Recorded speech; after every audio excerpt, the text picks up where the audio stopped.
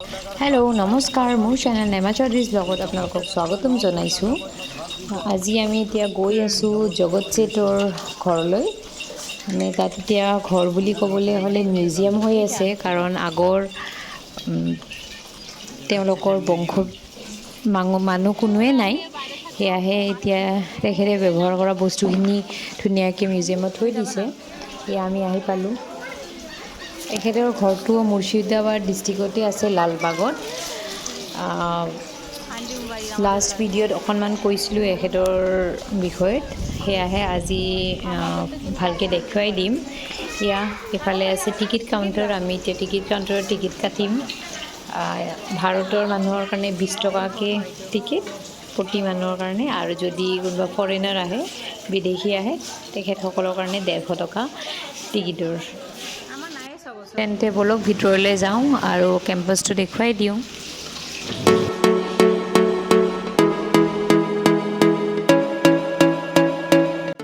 এয়া হ'ল গোটেই কেম্পাছটো জগত চেটৰ।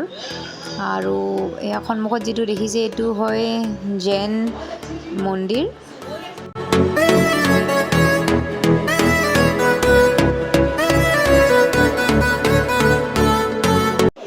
জগত চেট আছিলে নৱাব অফ বেংগলৰ বহুতে ধনী ৰজা। তেখেতে কাৰোবাক যদি পইচা দৰকাৰ হৈছিল, সুতত পইচা দিছিলে, এনেকৈ পইচাৰ লেনদেন কৰিছিল। জগত চেটৰ মিউজিয়ামৰ ভিতৰত বহুতে আকৰ্ষণীয় বস্তু আছিলে, কিন্তু তাতে ভিডিঅ' বা ফটো তোলা এলাও নাছিল কাৰণে আমি একো ৰেকৰ্ড কৰা নাই।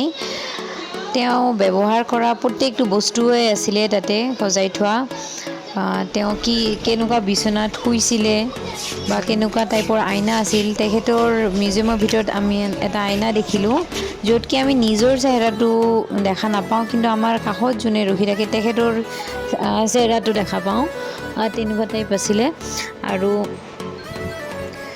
কেনেকুৱা বাচন বৰ্তনত খাইছিল, তেখেতে পিন্ধা ড্ৰেছযোৰ, আৰু তেখেতে যে যুদ্ধ কৰোঁতে ব্যৱহাৰ কৰিছিল অস্ত্ৰবোৰ, সেইবোৰো চব ৰাখি থোৱা আছে তাতে।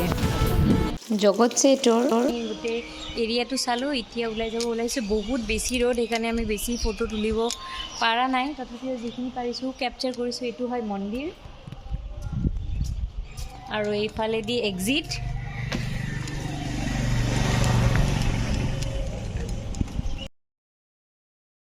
এইখিনিতে আজিৰ ব্লগটো মই শেষ কৰিব লৈছোঁ। আশা কৰিছোঁ ব্লগটো নিশ্চয় আপোনালোকে ভাল পাইছে। যদি ভাল পাইছে তেন্তে লাইক, কমেণ্ট আৰু শ্বেয়াৰ কৰিবলৈ নাপাহৰিব। আৰু যদি প্ৰথমবাৰৰ বাবে মোৰ চেনেলত আহিছে তেন্তে মোৰ চেনেলটো ছাবস্ক্ৰাইব কৰি দিব। Thank U.